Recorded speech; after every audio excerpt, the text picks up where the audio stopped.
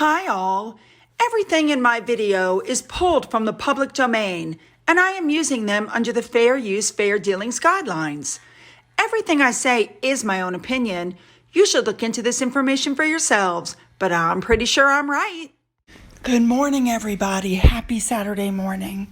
Let me start off by saying thank you to everybody for all of the lovely comments and emails.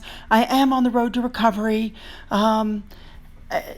All the medication I'm on, I should be good. My biggest problem right now is my throat.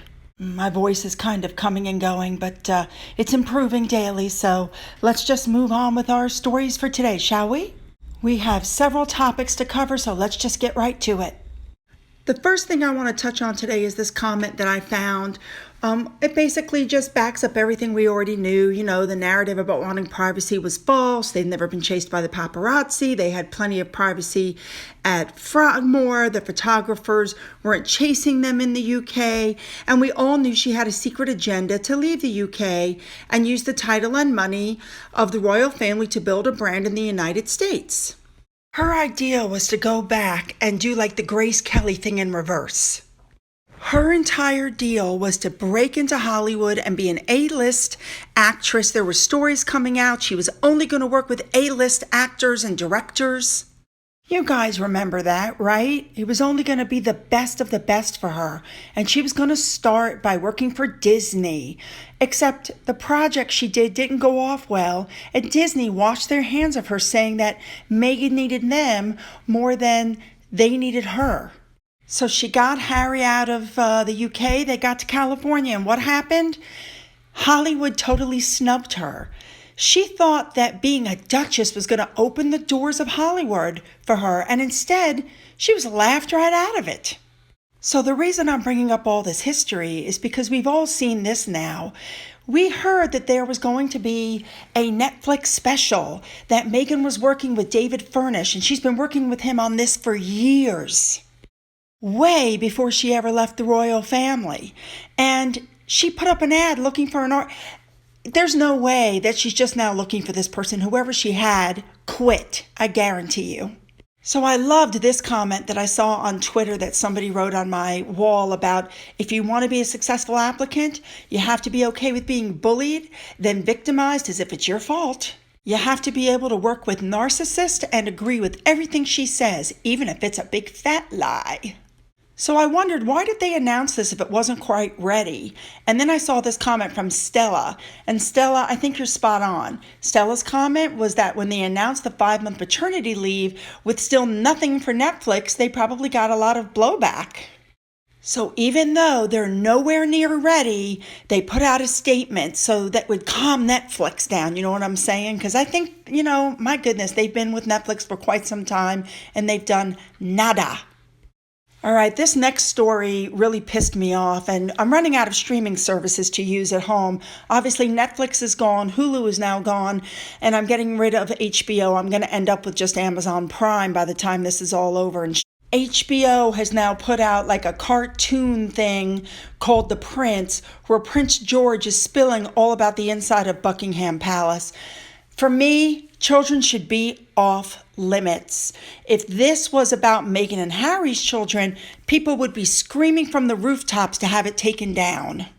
Now, miracle of all miracles, Omid Scobie seems to have agreed on this one. He said it comes across as creepy and borderline bullying, and Sussex squatties are actually agreeing with us on this. Some of them may be a little off, but maybe they're not so bad. Claire Silvers said that kids should be off limits. And Ellen Abb said, I don't care for family members that are on that little island, but it's wrong on so many levels. Leave the kids alone. So could it be that he agrees? Or could it be he didn't like the way Harry's being portrayed? Watch this. A postcard from your Uncle Harry and Aunt Meghan in LA. Let me see that. This might be the smallest palace I've ever been in. Well, it's an apartment. Yes, an apartment palace, I know that. Lots of tiny palaces inside one big palace. All right, this next story really caught my attention. Apparently, Harry and Meghan were astonished and upset because Canadians didn't want to pay for their security. You know, I've said this before. Had these two been given the half in, half out life that they wanted, you would never have heard any complaining or racism, nothing. Nothing would have happened. But now that they're having to pay for everything, this is when the moaning started. What in the world made them think that because they weren't working royals anymore, the UK public was just going to continue to pay for their security? And that's exactly what happened. They expected the UK public to continue to pay for their security in Canada and also in California, even though they weren't working royals. I mean, the sense of entitlement is just shocking to me. Okay, moving on. Now, this last article was one that I found that took me back a bit. There was an article that came out that Harry and Meghan were going to tell their side of the story by working with these two journalists who have been given exclusive access to Meghan at the last private event as a member of the royal family in March.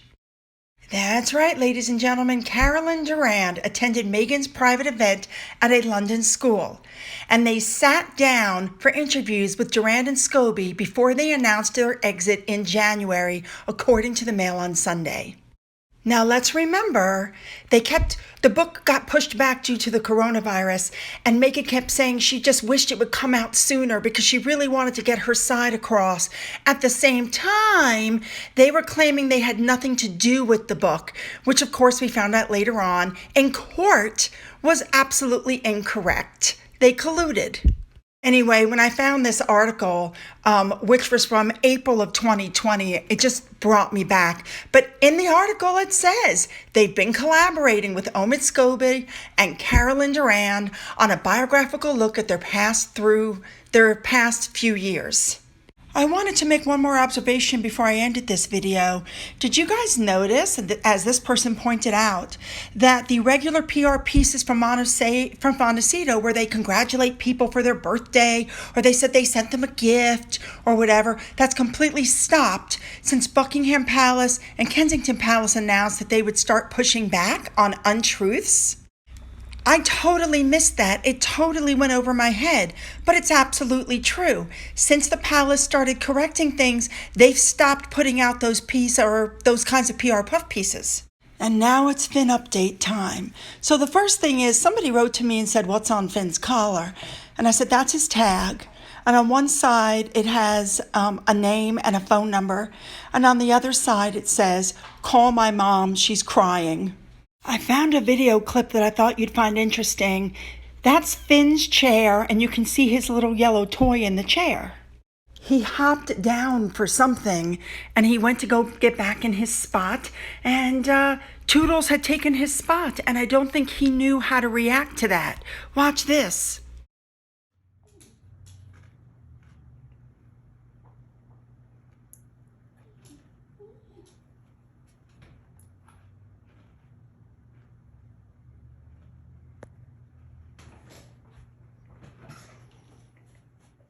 So, what do you guys think about them looking for help now with the Netflix project?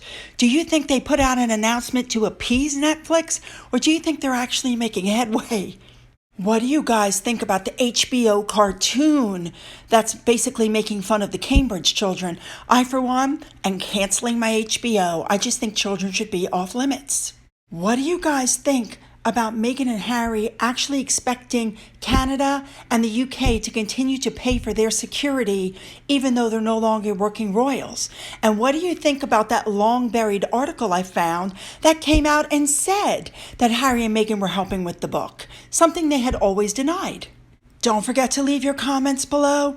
Don't forget to hit the subscribe button and the bell to be notified of my new uploads when I have them. Don't forget you can email me. Don't forget you can follow me on Twitter. And don't forget about that coffee fund.